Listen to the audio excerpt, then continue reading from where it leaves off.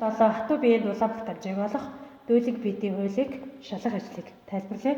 За энэ ажил хэрэглэгдэх багж нь вид зүрэг, хатуу биеуд, өгөр цагаан болон төгөр байна. Хямсаа, термометр, калориметр, хүйтэн ус, за халаах сав болон пилетик байна. За одоо ажил хийх дарааллыг тайлбарлая. Эхлээд бид нар вид зүрэг дотроо хэмжих усаа хэмжиг. За эхлээд бид нар 100 мг усыг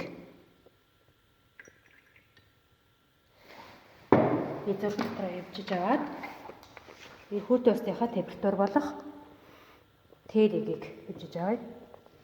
100 мг ус маань болохоор ABR гэдэг усны масс мэдэгдэж байгаа. За 20.4 градус температуртай усыг бид халаах савндаа хийгээд халаа.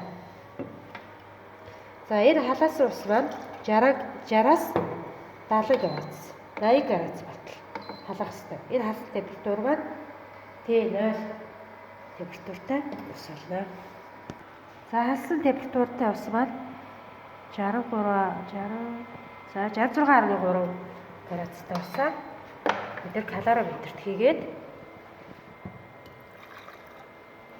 дээр нь хатуу бие. За бид нар хөгөө цагаарыг хийлээ. За энэ хоёр маань хатуу бие болон халсан ус маань тэжээт орчил хэсэг хугацаанд хүлээд холцоо температурт орсон усны маань градус 31.3 байна. За сая хижиж авсан утгуудаар үсэгтэнд тэмдэглэн Эм буюу усны массыг энэ үсэгтэнд тэмдэглэн. За Т1 температур эхлээд бид нар хүйтэн ус хэмжсэн хүйтэн усныхаа температурыг энэ Т1 дээр бичнэ. Т0 нь халсан усны температур 60-аас 80 градус хэмжсэн байгаа. Тэрийг энд чинь. За энэ холцын температурыг энэ үсэгт бичнэ. За тэгээ 3 дугаар томьёогоор бид нар хатуу биеийн дулаан багт хамжиг олно. За энд томьёод байгаа С1 бол усны калориметр. Хатуу усны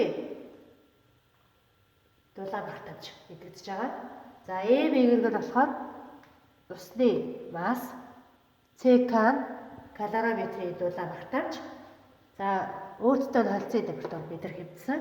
Т1 нь усны хүйтэн усны температур. Эм0 нь хөнгөн цагаан эсвэл төмрийг аль нэгийг хэмжиж байгаа бол тухайн хэмжиж байгаа хатуу бие масс, Т0 нь халсан температур, өөртөө холцсон температур. Ингээ 3 дугаар томьёогоор хатуу бие дулаан багт хамжиг болоод арьснууд болон харьцангуй алдааг тооцоолоо.